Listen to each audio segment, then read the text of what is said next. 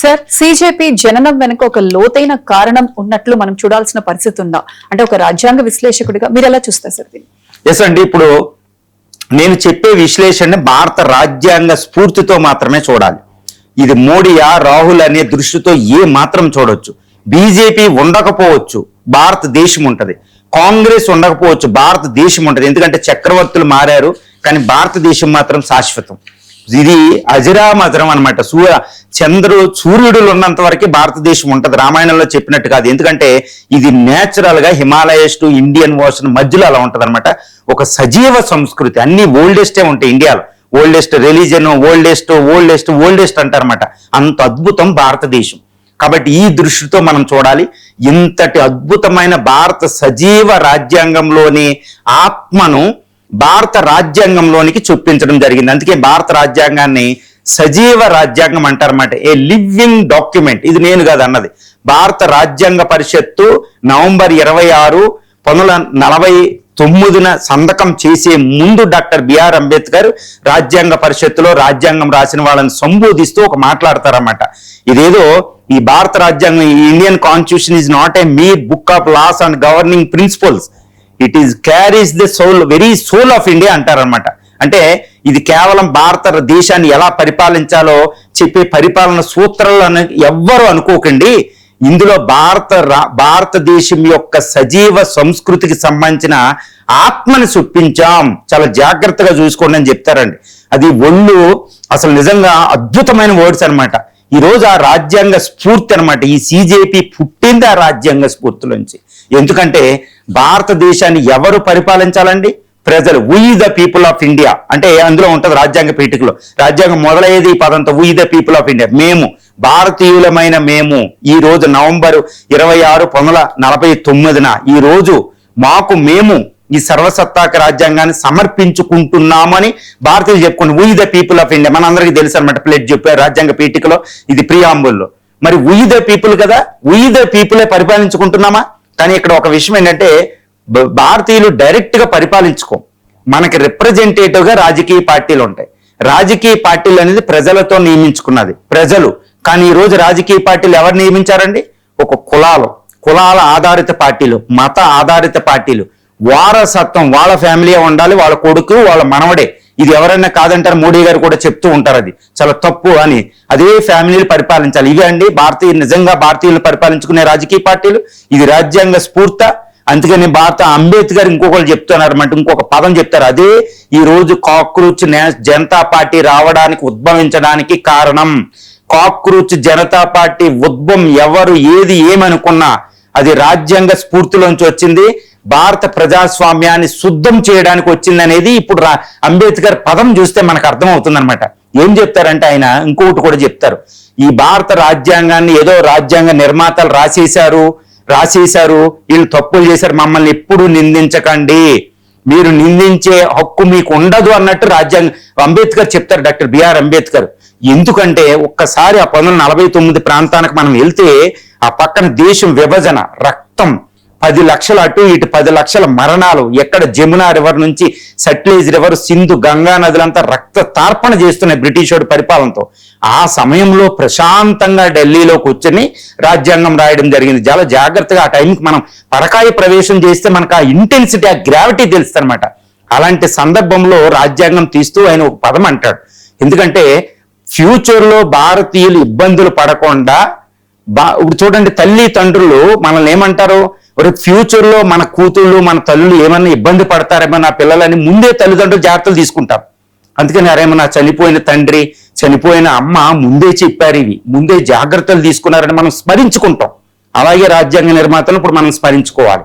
ముందు మనం కష్టాలు పడతామని వాళ్ళు ముందే చెప్పేశారు.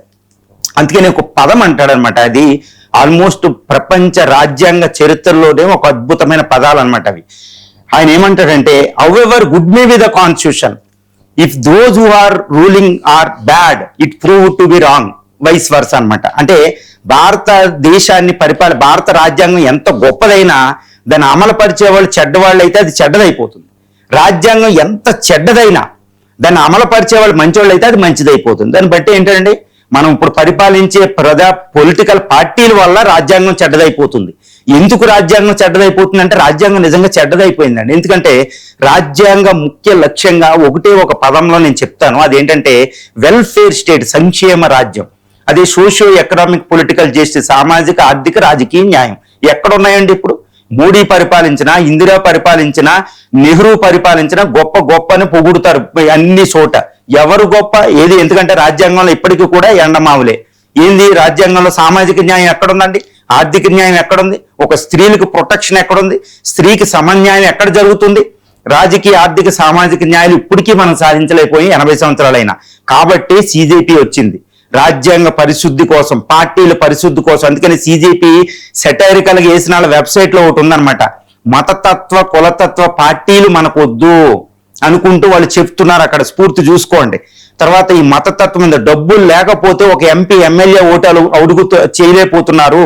తర్వాత రాజ్యాంగంలో ప్రసాదించిన 16% ఎస్సీ రిజర్వేషన్, 8% ఎస్టీ రిజర్వేషన్ మించి ఒక ఎస్టీ ఒక ఎస్సీ పీపుల్ ఎందుకు ఎలక్ట్ అవ్వలేకపోతున్నారు?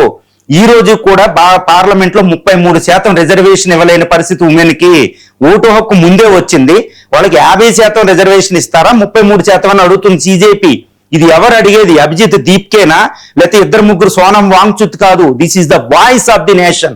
దిస్ ఈస్ ద అసంతృప్తి అనమాట. ఇది చాలా పెద్ద లోతుగా చాలా గాంభీర్యమైన విషయం ఉందండి, చాలా ప్రొఫౌండ్ ఇష్యూ ఉంది. రాజ్యాంగ స్ఫూర్తి దీని ముందే ప్రెడిక్ట్ చేసేసారు అంబేద్కర్. అంత ఈజీ కాదు. ప్రజాస్వామ్యంలో పొలిటికల్ పార్టీలు మారతాయా రాజ్యాంగం ప్రకారం, లేకపోతే మార్చమా అని అడుగుతున్నారు సిజేపీ.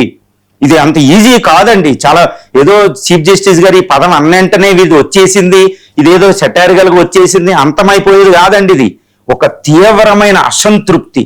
ఈ రోజు పొలిటికల్ పార్టీలు మేము పరిపాలించలేకపోతున్నామనే ఒక అనాసక్తిని వ్యక్తం చేస్తున్నారు, రాజకీయాలు చేస్తున్నారు. చూడండి, పార్లమెంట్ ఫస్ట్ ఎంత సమావేశమయ్యేది? ఎన్ని రోజులు? 140-150 రోజులు సమావేశమయ్యేది. ఈ రోజు ఎన్ని రోజులు సమావేశం అవుతుంది? పార్లమెంట్ ఎందుకు స్తంభించిపోతుంది? ఎందుకు చర్చలు లేకుండా పార్లమెంటులో బిల్లులు పాస్ అయిపోతున్నాయి? ఏకాభిప్రాయం లేకుండా కొన్ని బిల్లులు ఎందుకు పాస్ అయిపోతున్నాయి? నేషనల్ ఎడ్యుకేషన్ పాలసీ ఏమైంది? ఇప్పటికీ కూడా విద్యా వైద్యాన్ని ఇప్పుడు డైరెక్ట్ ప్రిన్సిపల్స్ ఆఫ్ స్టేట్ పాలసీలో రాజ్యాంగంలో చెప్పబడిందండి. ఏమనంటే ఉచిత విద్య ఉచిత వైద్యం అనేది ఎక్కడుంది? ఈ రోజు ఉచిత విద్య ఉచిత వైద్యం భారతీయులందరికీ ఇస్తే ఎంతైతే ఖర్చు అవుతుందో దానికంటే ఎక్కువ ఖర్చు పెట్టి మేము ఇస్తున్నాం, మా పేర్లు పెట్టుకుంటున్నారు వాళ్ళు. ఇది ఒక్కటి ఉదాహరణ చాలన్నమాట. భారత రాజ్యాంగాన్ని ఎంత భ్రష్టు పట్టిస్తున్నాయి ఈ పొలిటికల్ పార్టీలు మనకు తెలుసు. కాబట్టి పొలిటికల్ పార్టీలో ఉన్న అంతర్గత ప్రజాస్వామ్యం లేదు. ఏ పొలిటికల్ పార్టీలో అంతర్గత ప్రజాస్వామ్యం ఉంది? ఆ నేత ఏది చెప్తే అదే, ఆ నేత చీఫ్ మినిస్టర్ ఏదైతే అవుదే. ఆ యొక్క ఎమ్మెల్యే స్వతంత్ర రాజుగా ప్రవర్తిస్తున్నారు, పోలీసులు కంట్రోల్ చేస్తున్నారు, పోలీసు రిఫార్మ్స్ లేవు. ఇది చాలా గాంభీర్యమైన విషయం అని నేను ఒకటే, భారత రాజ్యాంగ స్ఫూర్తిని అమలు చేయకపోతే ఆ పార్టీలు విఫలమైనట్టే. ఈ రోజు యూత్ వాళ్ళు వాయిస్ లేపి అడుగుతున్నారు. ఇది పొలిటికల్ పార్టీలు 2029 మేనిఫెస్టోలు మీరు చూసుకోండి. రాజ్యాంగంలో ఇప్పుడు సిజేపీ వాయిస్ అనేది ఈ youth Gen Z voice, Gen Z alpha. చూడండి, 25 కోట్ల మంది బాలురు ఈ రోజు స్కూల్స్ లో ఉన్నారు ఇండియాలో. ఇంకొక 35 కోట్ల మంది ఈ రోజు అండర్ గ్రాడ్యుయేషన్ లెవెల్లో ఉన్నారు. 60 కోట్ల మంది యూత్, యుఎస్ పాపులేషన్ కంటే డబ్బులు. అలాంటి పాపులేషన్ ఎవరు కాదంటారండి? ఈ రోజు జంతర్ మంతర్కి మొత్తం అన్ని స్టాప్ చేసిన వస్తువులు ఎలా సప్లై చేస్తున్నారు?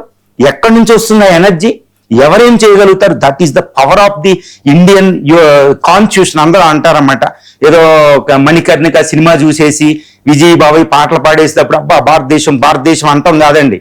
కానీ ఒకటి గుర్తుపెట్టుకోవాలి, అలాంటి మణికర్ణిక ఘాట్ల యొక్క స్ఫూర్తి ఇవి వాళ్ళు వేల మంది త్యాగం చేసింది రాజ్యాంగ స్ఫూర్తిలో సజీవ సంస్కృత ఆత్మ. అది ఎప్పుడు చూస్తుంది? దాన్ని తట్టుకోవడం ఎవరితరం కాదు. వచ్చే పొలిటికల్ పార్టీలు వచ్చే ఎన్నికల్లో మేనిఫెస్టోలు ఈ సిజేపీ డిమాండ్ చేస్తున్నట్టు మేనిఫెస్టోలు మార్చండి. ఉచిత వైద్యం ఉచిత విద్యకి వెళ్ళండి, ఉచితాలు మానండి, సంక్షేమానికి వెళ్ళండి. ఎన్ని ఉచితాలండి? ఈరోజు ఆంధ్రప్రదేశ్లో 10,000 కోట్ల అకౌంట్లోకి. ఏంటి అది? ఏం జరుగుతుంది? ఇది this is being questioned by the Indian youth who represent the voice of the spirit of the Indian constitution.